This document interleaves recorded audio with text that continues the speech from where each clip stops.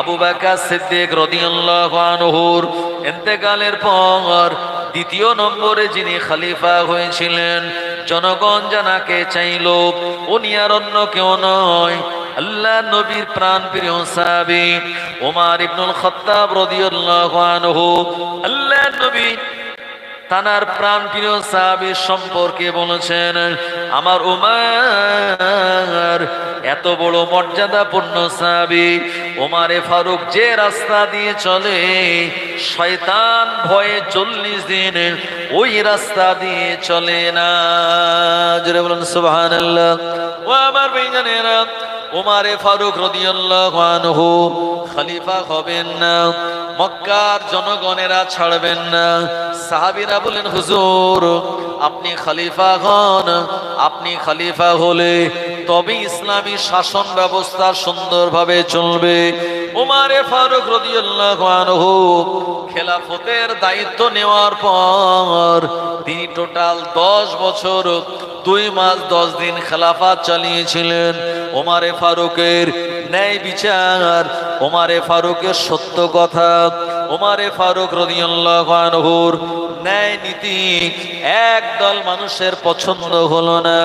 ওমরে ফারুকের বিরুদ্ধে তারা ষড়যন্ত্র করে বলল, আল্লাহ নবী সাবির উমর যদি গদিতে থাকে আমরা দুর্নীতি করতে পারবো না, ইসলামী কোষাগার সরকারি মাল আমরা আত্মসাৎ করতে পারবো না।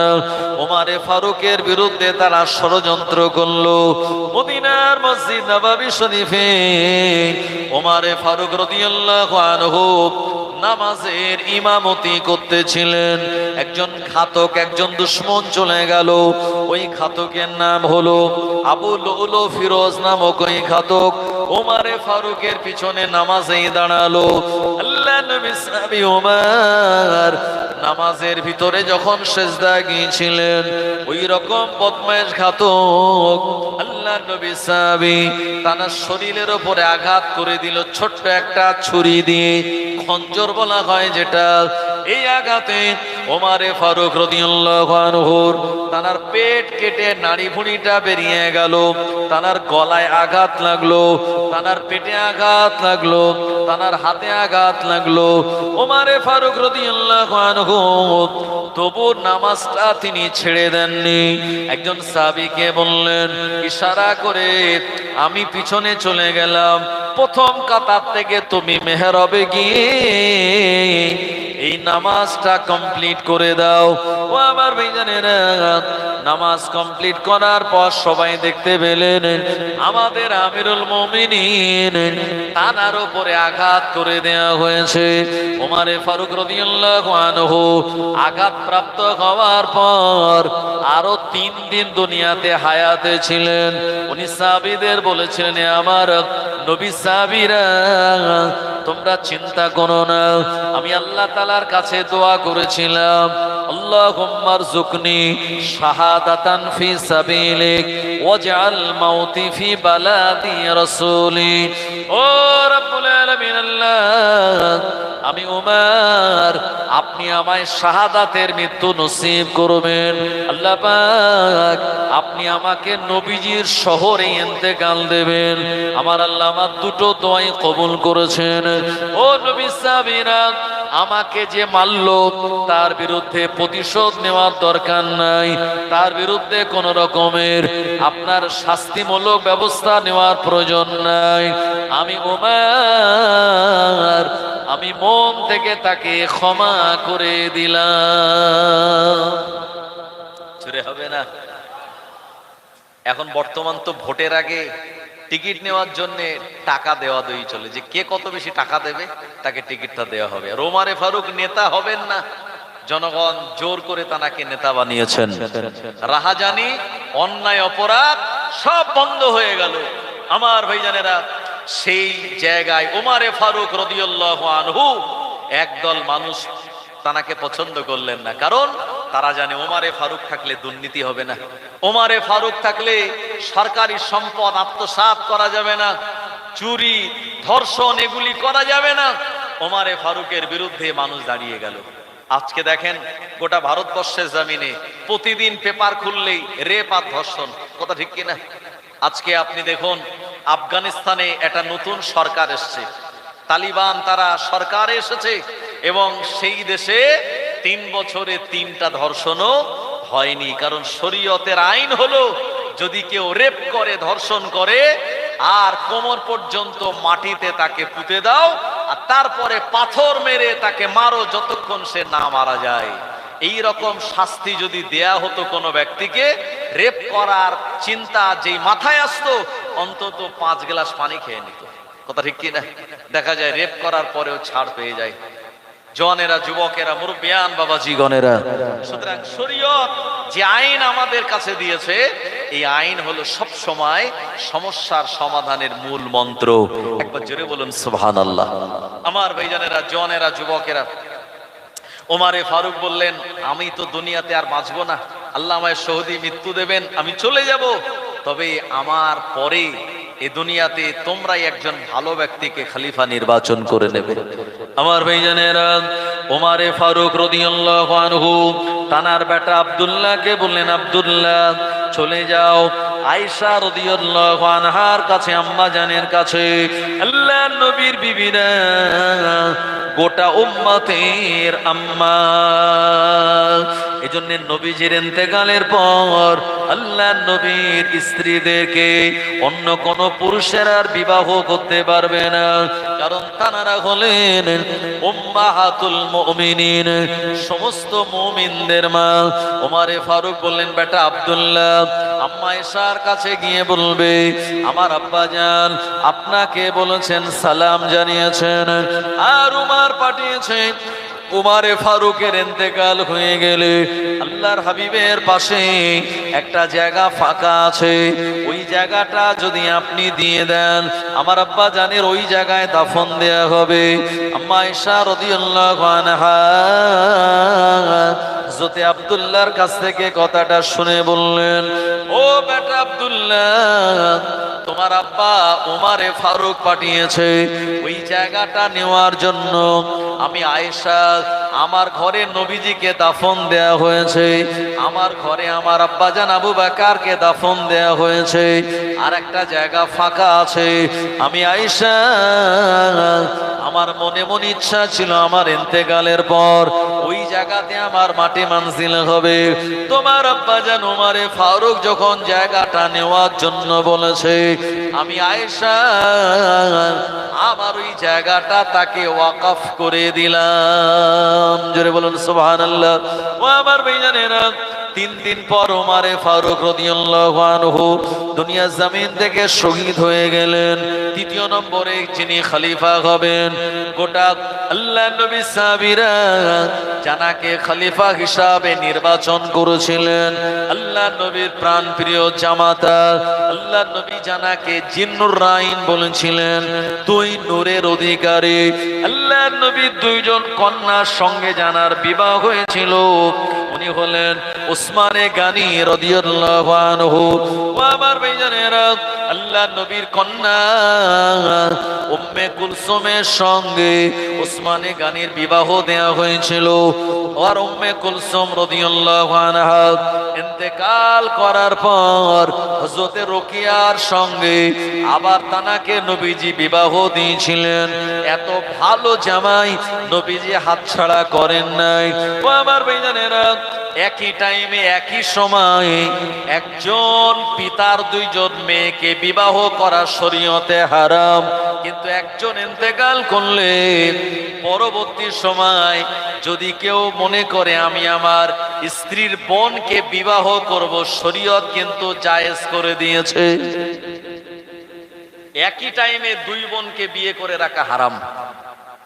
আর যদি আপনার স্ত্রী মনে যায় ইন্তেকাল করে, যদি মনে করেন আমি আবার আমার শালিটার সঙ্গে বিয়ে করব, শরীয়ত জায়েজ করে দিয়েছে। আমার ভাইজানেরা, উসমান গানির সঙ্গে নবীজি তানার 2 কন্যাকে বিবাহ দিয়েছিলেন। এই জন্য নবীজি বললেন, আমার উসমান তিনি হলেন জিন্নুর রাইন। গোটা মক্কা মদিনার মানুষেরা উসমান গানিকে খলিফা বলে মেনে নিলেন। আর উসমান গানির নাম আগামীকাল জুমায় আপনারা শুনবেন। শুনবেন কি শুনবেন না? কারণ জুমার দিন কিছু ওয়াজিব কাজ আছে। 1 নম্বর ওয়াজিব হলো আপনার খুতবা শোনা।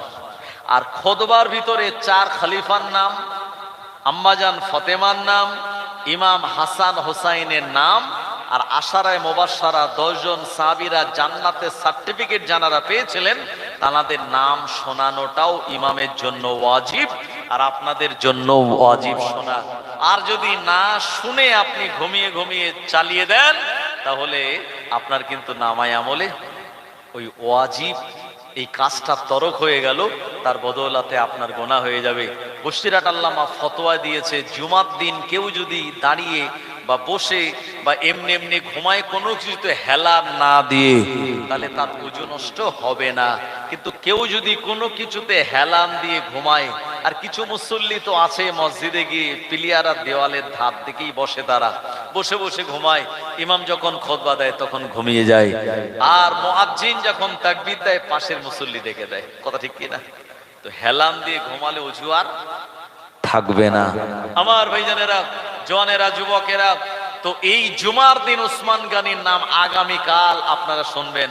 আর আপনাদের গ্রামে আজকে রাত্রি জলসা হচ্ছে, আজকের রাতও গুরুত্বপূর্ণ রাত, কারণ সারা সপ্তাহের ভিতরে উৎকৃষ্ট রাত হলো লাইলাতুল জুমা, এই জুমার রাত। জোরে বলুন না সুবহানাল্লাহ। আর সেই রাতে আমরা আহলে বায়েতদের সম্পর্কে কোরআন হাদিস থেকে কিছু শোনার জন্য আল্লাহ পাক আপনাদের একটা সুযোগ করে দিয়েছেন। এটা বিরাট বড় একটা নেয়ামত। ওমরে ফারুকের নাম, আবু বকর সিদ্দিকের নাম বলবে।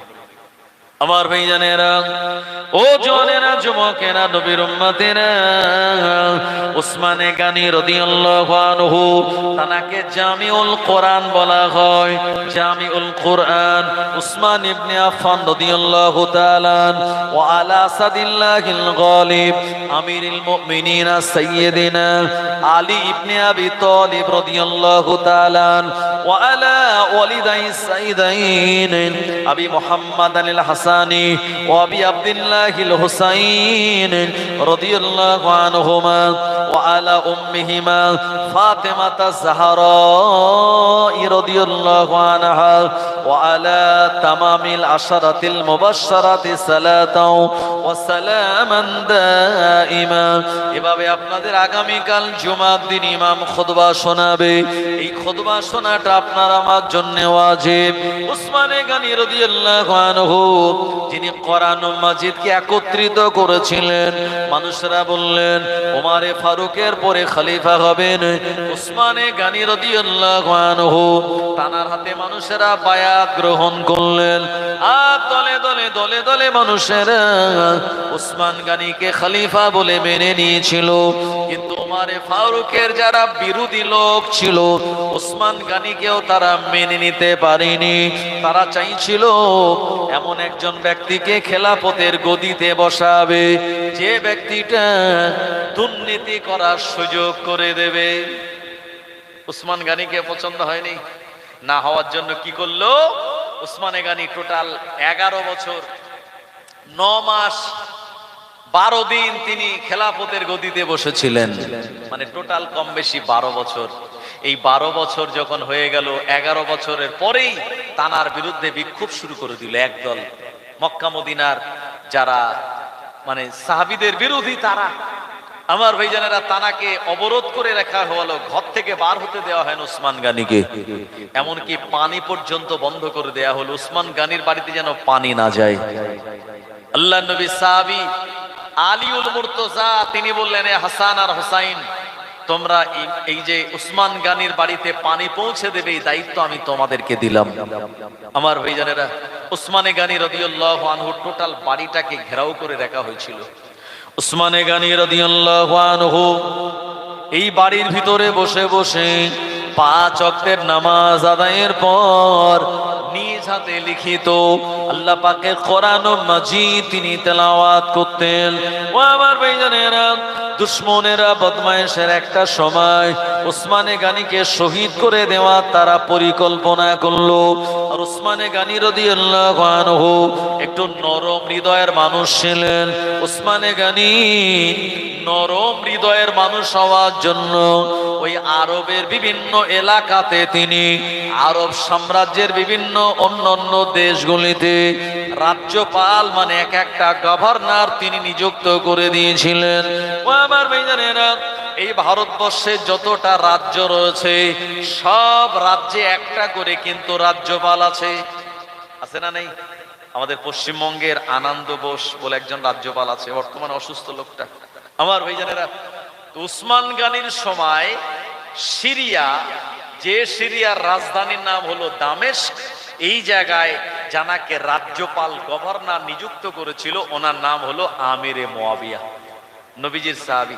খুব ভালো করে বুঝুন, এই আমিরে মুয়াবিয়া রাদিয়াল্লাহু আনহু উনি রাজ্যপাল ওই এলাকার, কিন্তু রাজ্যপাল হলেও উনি এমন বিরাট এলাকা ব্যাপী তিনি রাজত্ব চালান, ওই এলাকার মানুষ মনে করে ইনি মনে হয় আমাদের খলিফা।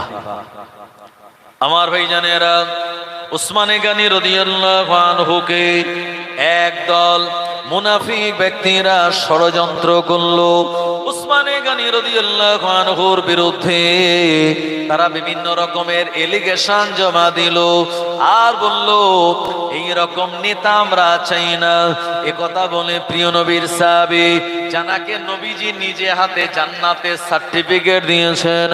ও আমার ভাইজানেরা, জান্নাতের সার্টিফিকেট প্রাপ্ত নবীজির সাহাবী উসমানে গানির বাড়ির পাঁচিল টপকে ফজরের নামাজের পর একদম দুষ্কৃতী প্রবেশ করে কোরআন মাজিদ তেলাওয়াত করা অবস্থায় তানার গর্দানের উপরে ছুরি চালিয়ে দিল।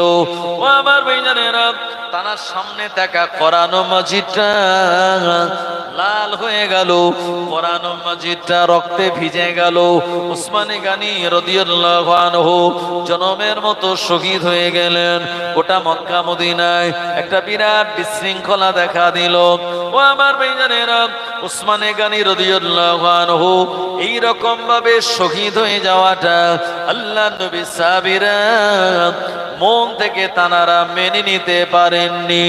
এদিকে উসমানে গানির পরে খলিফা হবে কে? সিরিয়ার দামেস্কে থেকে আমিরে মুয়াবিয়া বললেন গোটা আরব সাম্রাজ্যের খলিফা হলাম আমি, আমিরে মুয়াবিয়া। কিন্তু মক্কা মদিনায় আল্লাহ নবী সাহাবীরা জানারা রয়েছেন, তানারা বললেন না না না, আল্লাহ নবী জানাকে নিজে থেকে জামাই করেছিলেন। আল্লাহ নবী জানাকে বলেছেন আনা মাদিনাতুল ইলম ও আলী ও বাবুহা, আমি রাসূলুল্লাহ মদিনার ইলমের শহর, আর ওই শহরের দরওয়াজা হলো আমার আলী।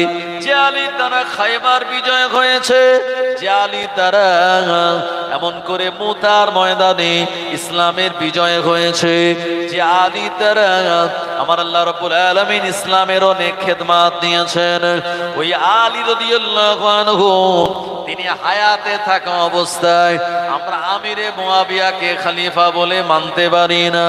ওয়ালি, আপনি হলেন গোটা আরব সাম্রাজ্যের খলিফা। মানুষেরা দলে দলে দলে দলে তানার কাছে এসে বায়াত গ্রহণ করলেন।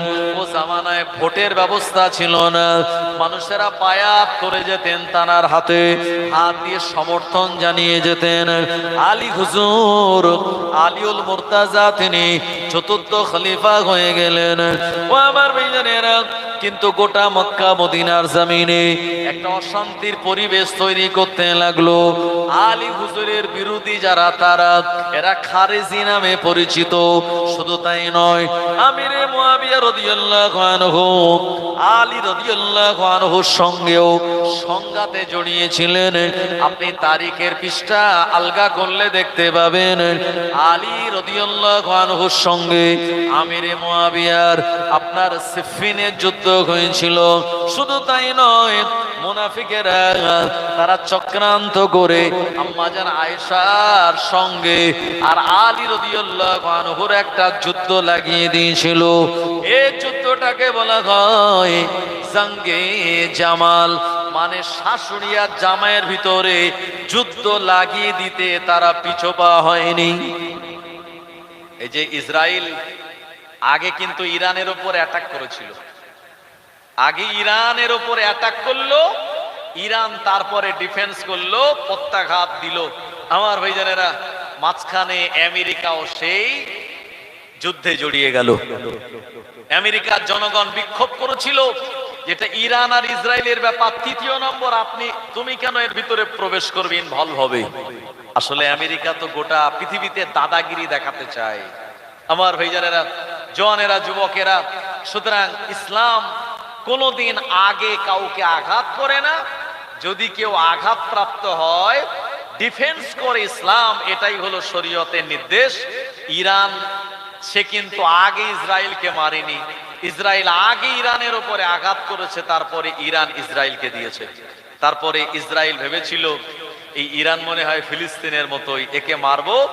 ইরান মনে হয় ইরাকের মতোই, ইরান মনে হয় লিবিয়ার মতো, মোহাম্মদ গাদ্দাফিকে আমরা যেভাবে তাকে ক্ষমতাচ্যুত করে তাকে মার্ডার করে দিয়েছি, আপনার ইরাকের সাদ্দাম হোসেনের যেমন ক্ষমতাচ্যুত হয়েছে, মিশরের মোহাম্মদ মুরসিকে ক্ষমতাচ্যুত করে যেভাবে দখল নেওয়া হয়েছে, এরকম ভেবেছিল।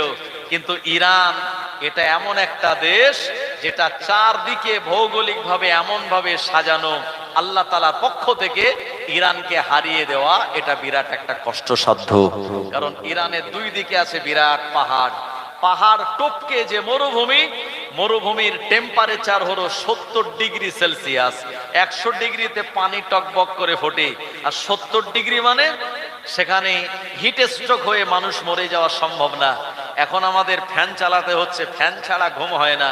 রাতের বেলা ইলেকট্রিক চলে গেলে আমাদের ঘুম ভেঙে যায়। এখনকার আমাদের ডিগ্রি কত, তাপমাত্রা 30, 32, 35, তাতে আমাদের রাতে ঘুম হয় না। আর 70 যদি ডিগ্রি সেলসিয়াস তাপমাত্রা হয়, এই জায়গায় মানুষ বসবাস করতে পারবে? আমার ভাইজানেরা, ওই জায়গায় গিয়ে দাঁড়াতে পারবেন। এই দুই দিকে মরুভূমি, আর একদিকে ওমান সাগর, আর একদিকে আছে আরব সাগর, আর একদিকে ইরানের কাছে সব থেকে দামি যে রাস্তা সমুদ্রের উপর দিয়ে, এটা হলো হরমুজ প্রণালী, যেখান থেকে ভারতীয় তেল আসে। হরমুজ প্রণালী যদি বন্ধ করে দেয়, আমার ভাইজানেরা, এই তেলগুলি আসা বন্ধ হয়ে যাবে। সুতরাং এই ইরানকে তারা প্রত্যাঘাত করে কোনোভাবে হারাতে পারেনি। পরিশেষে তারা আস্তে আস্তে ওই আমেরিকার মধ্যস্থতায়, কাতারের মধ্যস্থতায় একটা জায়গায় এসে যুদ্ধ থেমেছে বটে, কিন্তু ইরান পরিষ্কার বলে দিয়েছে শর্ত হলো 3টে। ফিলিস্তিনের উপরে দ্বিতীয়বার যদি আবারও আঘাত হয়, আমাদের মিসাইল তোমাদের উপরে আবার আঘাত আনবে। দ্বিতীয় নম্বর হলো নবীজি সাল্লাল্লাহু আলাইহি ওয়াসাল্লাম সম্পর্কে যদি কোনো কুমন্তব্য করা হয়, তাহলে ইরান চুপ করে বসে থাকবে না। 3 নম্বর, ইসলাম নিয়ে যদি খারাপ কোনো মন্তব্য, খারাপ কথা বলা হয়, সুতরাং ইরানও আবার কিন্তু আঘাত হানবে। আমার ভাইজানেরা, জওয়ানেরা, যুবকেরা, তারা বুঝতে পেরেছে ইরান শুধু ইরান নয়, একটা শক্তিশালী বিরাট বড় দেশ, যার বিরুদ্ধে লড়াই করার সাধ্য আমাদের নাই। আমার ভাইজানেরা, কারণ এই ইরানের আগের নাম ছিল পারস্য। নবীজির জামানায় ইরানের নাম ছিল পারস্য। আর ইরানের একজন সাহাবী ছিলেন নবীজির কাছে, এই সাহাবীর নাম হলো হযরতে সালমান ফারসি রাদিয়াল্লাহু আনহু। জানার জন্য নবীজি দোয়া করেছিলেন। তো পারস্যের জন্য নবীজির দোয়া আছে, তাই তাকে হারিয়ে দেওয়াটা এটা বিরাট বড় কষ্টসাধ্য। আমার ভাইজানেরা, জওয়ানেরা, যুবকেরা, আলী রাদিয়াল্লাহু আনহু, যিনি হলেন আলীউল মুর্তজা, নবীজির কাছ থেকে প্রাপ্ত দোয়া তানার কাছে, আর তিনি হলেন এ জামানার ৪র্থ খলিফা, ৪র্থ আমিরুল মুমিনিন। আর ওদিকে আমিরে মুয়াবিয়া খলিফা বলে দাবি করলেও মানুষ কিন্তু আমিরে মুয়াবিয়াকে নেতা বলে মানেনি, আলী হুজুরকেই মেনে নিয়েছিল। জোরে বলবেন না? আর একটু জোরে হবে না? যোগ্য নেতা যদি থাকে আর অযোগ্য নেতা যদি সেখানে দাঁড় করানো হয়, মানুষ কাকে মানবে? যোগ্য নেতাকেই মানবে। কথা ঠিক কিনা? আমার ভাইজানেরা, জওয়ানেরা, যুবকেরা, আলী রাদিয়াল্লাহু আনহু গোটা মক্কা মদিনার জমিনে খেলাফত চালানোর সময় তানার এই সাম্রাজ্যে একটা বিশৃঙ্খলার পরিবেশ তৈরি করে দেয়া হলো। যদি আলী রাদিয়াল্লাহু আনহু এ সময় এই আরব সাম্রাজ্যের তৎকালীন সময়ে রাজধানী ছিল মদিনা, এই মদিনা থেকে রাজধানী পরিবর্তন করে নিয়ে গেলেন ইরাকের কুফা নামক জায়গাতে। ও আমার ভাইজানেরা, ইরাকের কুফার জমিনে রাজধানী পরিবর্তন করে যখন নিয়ে গেলেন, ও জামানার নিয়ম হলো যিনি খলিফা হবেন, যিনি ইমাম হবেন, উনি জুমার নামাজে বক্তব্য দেবেন, উনি জুমার নামাজের ইমামতি করবেন। আলী রাদিয়াল্লাহু আনহু কুফার মসজিদে জুমার নামাজ পড়ান, জুমার নামাজে তিনি খুতবা দেন। গোটা কুফার জনগণেরা, ইরাকের মানুষেরা আলীউল মুর্তজাকে মহব্বত করতে লাগলেন, ভালোবাসতে লাগলেন। আমিরে মুয়াবিয়া রাদিয়াল্লাহু আনহু আলীউল মুর্তজার বিরুদ্ধে আর দ্বিতীয়বার এ লড়াইয়ের ময়দানে তিনি নামেন নাই। ও আমার ভাইজানেরা, হযরত আলী রাদিয়াল্লাহু আনহুর বিরুদ্ধে একদল মানুষ তারা দাঁড়িয়ে গেল, যারা খারেজি নামে পরিচিত। হযরত আলীকে দুনিয়া জমিনে বাঁচিয়ে রাখা যাবে না, আলীকেও শহীদ করে দিতে হবে। ওমারে ফারুকের মতো, উসমানে গানির মতো আলী হুজুরকে মারার জন্য ও আমার ভাইজানেরা একজন মুনাফিক মুসলমানকে তারা রেডি করলো। ওই ব্যক্তিটার নাম হলো আব্দুর রহমান বিন মুলজিম। ভাই, গাছ কাটতে গেলে কুরুল লাগে, তাই না? তো গাছ বলে, কুরুল তুই আমার কাটতে পারতিস না যদি আমার জাত ভাই তো সঙ্গ না দিত। ইসরায়েল এই ইরানের ওপরে বোম্বিং করতে পারতো না যদি সিরিয়া জায়গা না দিত। সিরিয়ার যে সরকার বাহিনী বাশার আল আসাদ, তাকে কিন্তু জনগণ উৎখাত করেছে বাংলাদেশের মতো। এবং সেখানে যে আমেরিকার পুতুল সরকার বসে আছে, সে আকাশপথ খুলে দিয়েছে আর সিরিয়ার উপর দিয়ে ইসরায়েল ইরানের উপরে আঘাত করেছে। যদি এই গোটা ওয়ার্ল্ডের মুসলিম কান্ট্রি যদি এক জায়গায় হয়ে যেত, এক প্ল্যাটফর্মে দাঁড়িয়ে যেত, সমস্ত অন্যান্য দেশগুলি মুসলিমদের তারা তদারকি করত, মুসলিমদের আনুগত্য করত এবং মুসলিম দেশগুলির কথা মেনে তারা চলতো। কথা ঠিক কিনা? কিন্তু আপনি দেখুন, ইসরায়েলের উপরে যখন আঘাত করলো, তখন মিশর ত্রাণ পাঠালো, মেডিসিন পাঠালো, ডাক্তার পাঠালো, অথচ ফিলিস্তিন মুসলমানেরা হাহাকার করলো। মিশরের সরকার ফিলিস্তিন মুসলমানদের জন্য বর্ডার খুলে দেয়নি। কি বুঝলেন? অথচ কোরআন নাজিল হয়েছে আরবে, আর সব থেকে তেলাওয়াত ভালো করতে পারে মিশরের মানুষেরা। নবীজি বলেছেন, আখিরি জামানায় আমার উম্মতেরা কোরআনুল মাজিদ সুন্দর করে তেলাওয়াত করবে, কিন্তু কোরআনুল মাজিদের যে তাৎপর্য, কোরআনুল মাজিদের যে অর্থ, এটা তাদের এই হুলকুনির নিচে প্রবেশ করবে না। আমার ভাইজানেরা, ও জওয়ানেরা, যুবকেরা, নবীর উম্মতেরা, এমন করে আব্দুর রহমান বিন মুলজিম নামক একজন ঘাতক আলী হুজুরকে মারার জন্য পাঞ্জাবের ভিতরে একটা তরবারি নিয়ে কুফার মসজিদের ভিতরে নামাজে দাঁড়িয়ে গেল। ও আমার ভাইজানেরা, আলী রাদিয়াল্লাহু আনহু নামাজের ইমামতি করতেছিলেন। এমত অবস্থায় তিনি যখন সেজদায় চলে গেলেন, ওই সেজদা হালাতে আলী রাদিয়াল্লাহু আনহুর উপরে তরবারির আঘাত করে দিল। কয়েকটা তরবারির আঘাত এমন ভাবে করলো, গোটা শরীর দিয়ে ফিনকি দিয়ে রক্ত বার হলো। ইমাম হাসান হুসাইনের আব্বাজান আলীউল মুর্তজা রাদিয়াল্লাহু আনহু ওই কুফার মসজিদে ইমামতি করার অবস্থায় উনিও শহীদ হয়ে যান। সবাই বলুন, ইন্না লিল্লাহি ওয়া ইন্না ইলাইহি রাজিউন। আল্লাহর নবীর চারজন খলিফা, খোলাফা রাশিদিন আবু বকর, ওমর, উসমান, আলী। আবু বকর ছাড়া তিনজনকেই জনমের মতো শহীদ করে দেয়া হয়েছিল। ও জওয়ানেরা, যুবকেরা, আলী হুজুরের জানাজা নামাজ আদায় করিয়ে কুফার একটা জায়গায় দাফন দেয়া হবে। যারা মানলো, যারা খারেজি, এরা বলল, আলীউল মুর্তজাকে যেখানে দাফন দেয়া হোক না কেন, আমরা কবরের ভিতর থেকে লাশটা তুলে বেইজ্জতি করব। ও আমার ভাইজানেরা, এ কারণে আলী হুজুরকে দাফন দেওয়ার আগে 100 খানা কবর খোঁড়া হয়েছিল। ওই 100 কবরের ভিতর থেকে একটা কবরে আলী হুজুরকে দাফন দিয়ে বাকি 99 কবরটা বুঝিয়ে দেওয়া হয়েছিল। ও আমার ভাইজানেরা, তারপরেও তারা আলী হুজুরের কবরটা তারা খুঁজতে লাগলো। কারা? যারা খারেজি, যারা আলী হুজুরের বিরোধী, ও আমার ভাইজানেরা, কিন্তু না না না, আমার আল্লাহ জঙ্গল থেকে সাদা বাঘ পাঠিয়ে দিয়েছিল আলী রাদিয়াল্লাহু আনহুর মাজারের উপরে, কবরের উপরে। ওই জঙ্গলে সাদা বাঘগুলি এমন ভাবে পাহারা দিল, দুশমনেরা আলী হুজুরের কবরটা খুঁড়ে তারা বেইজ্জতি করতে পারে নাই। প্রাণ খুলে বলুন সুবহানাল্লাহ। ও আমার ভাইজানেরা, আমিরে মুয়াবিয়া সিরিয়ার দামেস্কে থেকে বলল, আমি হলাম এ জামানার খলিফা। মক্কা মদিনার মানুষেরা বললেন, না না না, আলী হুজুরের বড় বেটা আছে ইমামে হাসান, যিনি পায়ে হেঁটে মদিনার জমিন থেকে টোটাল 25 বার হজ করেছেন। আর আল্লাহ নবীর আদরের নাতি ইমাম হাসান থাকা পরেও আমরা অন্য কাউকে খলিফা বলে মানতে পারি না। আলী রাদিয়াল্লাহু আনহুর পরে ইমাম হাসানকে তানারা খলিফা বলে মেনে নিলেন এবং তানার হাতে বায়াত গ্রহণ করলেন।